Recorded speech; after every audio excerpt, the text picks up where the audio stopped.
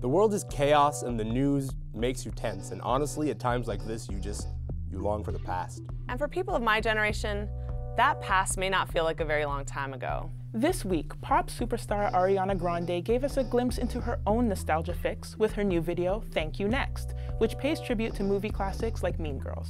Mean Girls came out in 2004. That's a time when phones were basic, and so were we. I'm Elamin Abdelmahmoud. I'm a news curation editor with BuzzFeed News.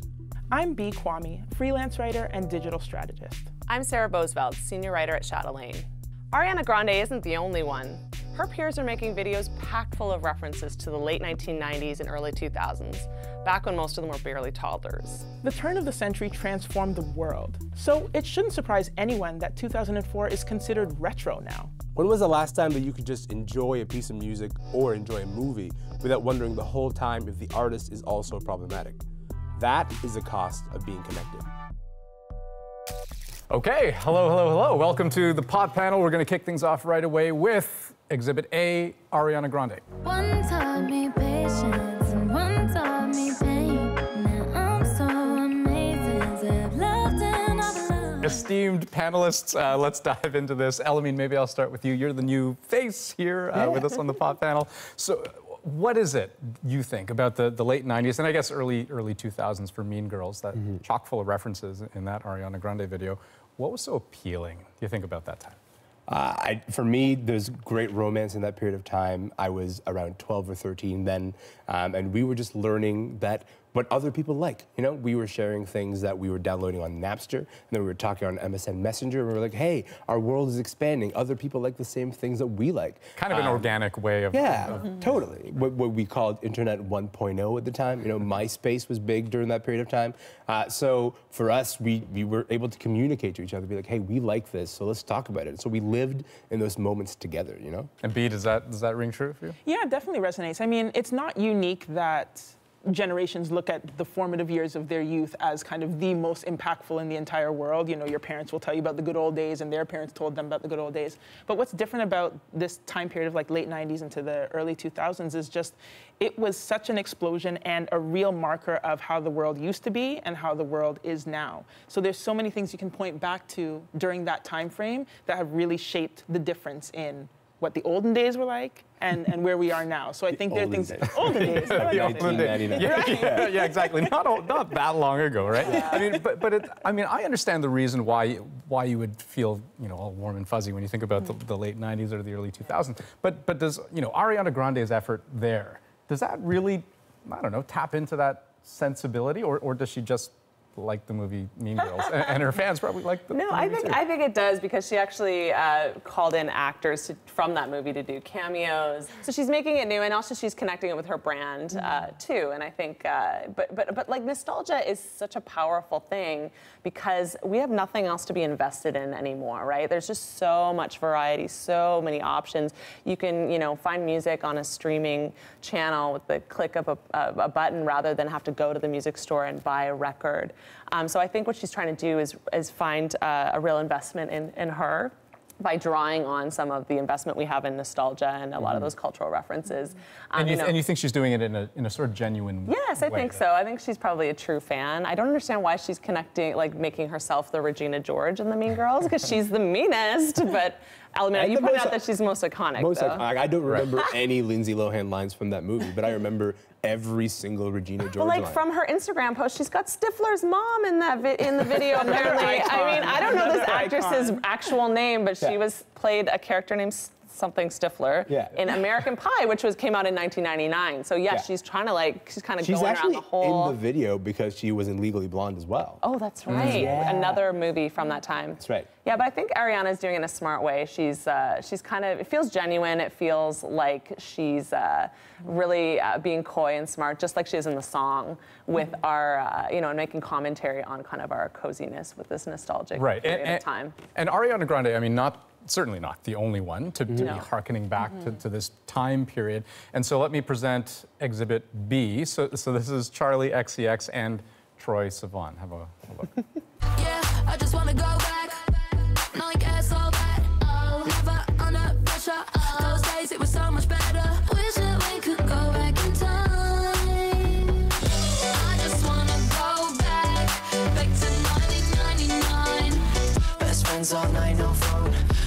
days I was dumb and so young. Never under pressure. Those days it was so much better. Feeling cool in my youth, I'm asking. And that is the art of subtlety. Right? Definitely not. I mean, how many references were there? At least 5 that I 5 or 6, recognize, yeah. right? Like, yeah. Yeah, so I mean, hitting it right on the nose, I suppose. But I mean, it does seem like there is a commercial nature to this, right? It's 2018, man. You got to make money. You know, like if an artist is going to do something from that period of time, yeah, there's definitely going to be a commercial aspect to it. I wonder, is there a right and a wrong way to kind of employ this tactic of thinking back to, of thinking back?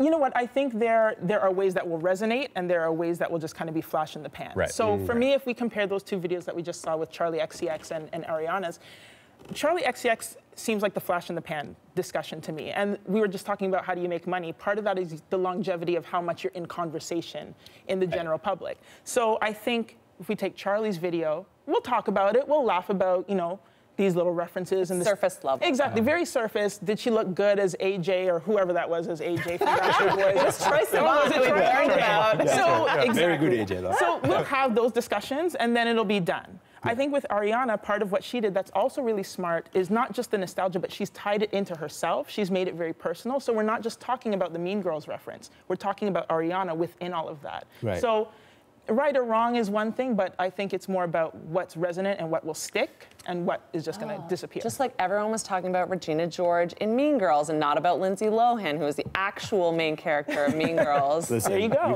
Now it makes so much sense. I 100%. understand now. Yes. Thank you. But together. let me restate the point, though, that this, we're being nostalgic about something that happened yesterday, like, essentially, right? We blinked and it was like I mean, it was half 2018. my life ago, so let's not, you know. 20 years. But when I 20 years, though. think of, I suppose so. But when I think go of ahead. the word retro, Yes. I think a little further back than late '90s, and certainly further back than early 2000s. Right? I'm thinking 8-bit Nintendo. That's retro. But you know what? Retro is about a moment that ruptures culture, right? It's about something that is a turning point for all of us. And if that early 2000s period was that, you know, in the introduction of learning that, you know, here's what everybody else likes. Here's Napster. You can just download any song you want for free. Not that I did. No, not that any I of us would did ever do that. No. Here's, you know, 9/11 was another pivotal moment in that. Yes. So we have this pre-innocence, you know, and then we have this great, amazing age of innocence, and then we have the internet, which is awful. And so now that we live among one another in bad opinions all the time, it's just nice to go back to a simpler time together. I think that's so important because it changed everything. It changed the way we behaved. It changed the economy, like the structure of making money. We're trying to figure that out now. And it also, it changed the tenor of our conversation. So that connectivity that we started with on MSN Messenger on the internet has morphed into, like, now social media platforms are like literally studying how people get addicted to things and designing their software and their platforms that way. So there's some nefarious, you know, stuff we're dealing with. And so, like, these kids, or I call them kids, they're in their 20s now, but they want to be back. They want to be back to childhood because that was comfortable. That was before they knew too much. You know, that was before they were all you had was deluged with like everything. a Motorola Razr, right? Like that was all. And our attention spans are so much shorter. Yes. So that's the other This is thing true. too. That's That's why for you, if you're feeling that retro shouldn't feel so soon, it's because our attention spans are so short. We've only got a few minutes left, and we decided we actually want to try something a little different here on the panel.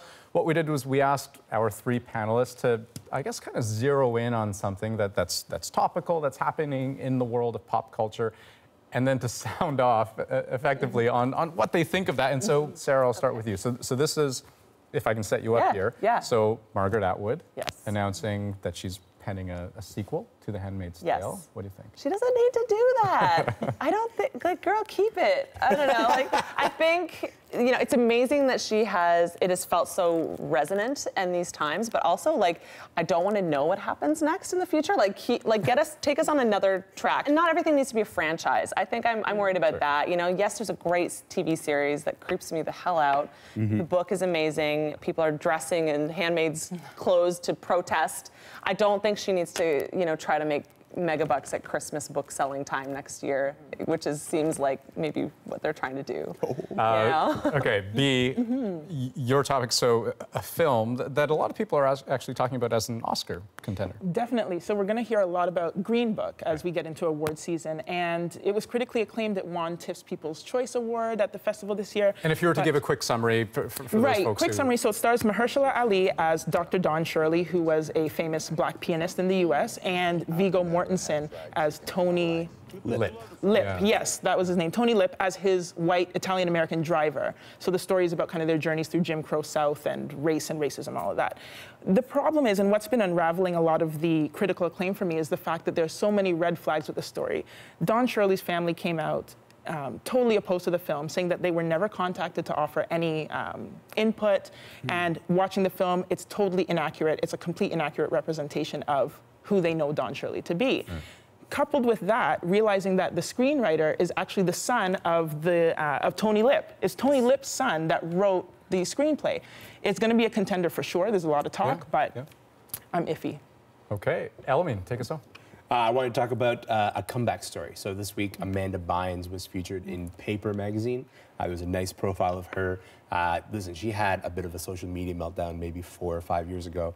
And she's one of those stars of this period of time, like the early aughts. To be fair, that's understating it though, right? I mean, of course. she had she's a run-ins with the megastar. law. Yeah. No, but I mean, just the tumultuous time of her life, right? Absolutely. A child actor who ran into all sorts of substance abuse issues. But I know she's been working on her life for the past few years. But I saw a lot of that sort of like tiredness about celebrity comeback sort of narratives. People are being cynical about it. And I was like, come on, man, just like leave it alone. Like this is one of those moments where someone who was in a very bad place is now in a good place. And I want to be happy for them. So I think we should give her the benefit of the doubt. Let's retire the cynicism for 5 minutes. You know, that's where I'm at. As a general sentiment, I'm on board. Elamine, B, Sarah, always fun. Thank you for having us. Thank you.